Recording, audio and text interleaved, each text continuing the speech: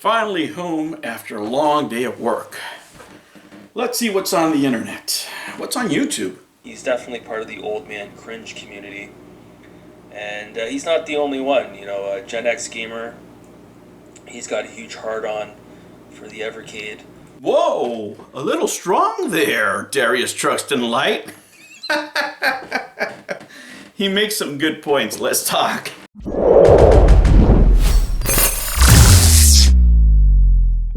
Hello, humans, and welcome to another episode of Gen X Gamer. Today, reacting to Canadian Gamer's video regarding game addiction. You know, that's something that I've talked about here on the channel. I've been pretty frank about it. I think other game hoarders that don't realize they're hoarding call themselves extreme collectors or something.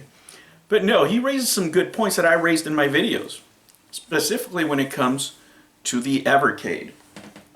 And let me tell you, if for those of you who didn't see the video, when I first got this, I got it because the Amico wasn't coming out. And I wasn't particularly impressed with this system, to tell you the truth, in the beginning, right? But it's those things that where you see something and you're just watching it on video, it doesn't impress you, but then you actually hold it in your hand and you play with it. And that's where I changed my opinion. But let me tell you why. It's just not because I physically had it, or it's just because it's physical media. There's some things that this game system does that other game systems don't. Also, the other thing is, hey, and this I'm a little hurt, man. You you put me together with a bunch of e-beggars. The only thing we have in common is facial hair and that we're old. You know, that's something we tend to do here on YouTube. We lump all people together, you know, and everybody's different. Everybody's in a different situation. I have very little in common with most of my peers here on YouTube. A lot of them tend to be more reclusive and they're always home, and, you know, they have pretty steady lives. And for me, until the pandemic, right, I was always traveling, and traveling has always been a good part of my life. I like traveling. And when we're, you know, talking about these topics, we tend to say you should only do this, or we can do that or the other. And that has to do with a lot with your age, your condition, so on and so forth. Now, younger people, what they have an abundance of that we don't is time, right? As an older gamer, let me tell you that my time is limited. The reason I don't make a lot of, you know, streams on the weekend and do this and that and the other, because I have to balance my time. I work a lot. I do trading on the top of my job, and the time that I have is very limited. If I sit here on YouTube and just stream for 4 hours or do whatever, I'm not going to have time to play the games, which is what I actually like to do as a hobby, right? YouTube is a secondary hobby to that. But also I have to keep balance with my work life, my personal life, right? Oh, and as far as getting sexually excited, only for the Asian princess. Don't get me in trouble. So you have to have a work-life balance, right? And the older you get, the more resources you can have, but you have less time. And this is one of the things that this does for people. Now, I don't want to assume anybody's budget. My budget is bigger for gaming than it used to be when I was a lot younger. Now that it's bigger, I have less time, right? And that's just the way it goes. As far as this being a complete waste of money, probably for a younger person that stays home a lot, right, that doesn't go out, that doesn't travel that much, probably so, because you could, you know, emulate these, get them for free, play them for nothing, buy them on other systems. But if you're on the move, if you're on the go, or if you don't have that much time, then this becomes practical. Let me tell you why. These are the primary systems that I travel with, right? My DS, my 2DS XL, the Switch, right? And now I'm adding this to the mix. Why? It's because, number one, this actually connects to the TV. These two other don't. The Switch does, but then I would have to carry the whole thing. And when you're traveling, you have to travel light, especially when you're visiting different countries.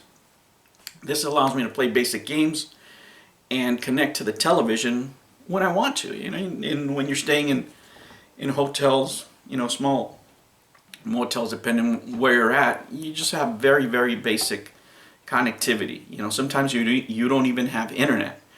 So, I tried to do the best that I can with what I have. What I discovered with this is that the battery life is really, really good.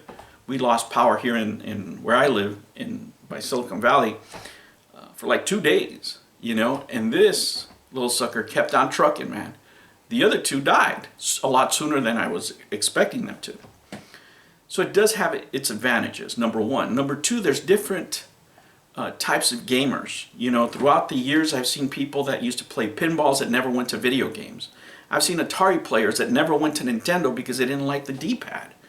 And I've seen Nintendo players from the NES era, from the Sega Genesis, that never went into 3D games because they just didn't like them. They prefer 2D games, right?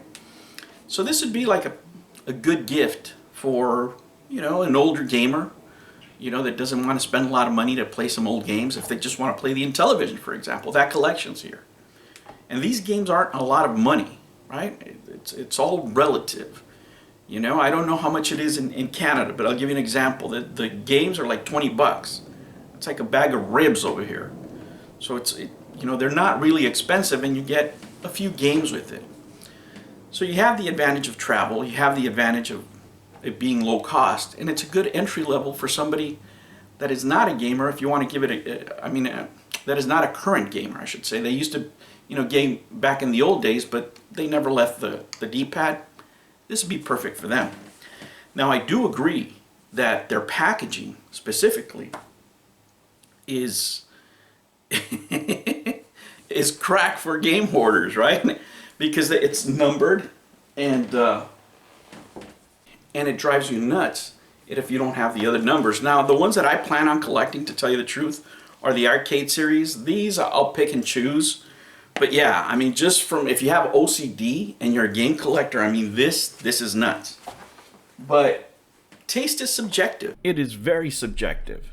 And let me tell you, if I had a gamer, for example, like an uncle or something that I was going to give a game to, that used to play back in the NES days or the Sega Genesis days, I'd probably get him this before I get him something else. Number one, because it's cheaper. It's only $99 and they get 3 cartridges, with a pack. I don't know how much it is over there, but over here, relatively, it's not that expensive. And if they want to buy a game, I know they'll buy a game for $20. They're not going to go overboard.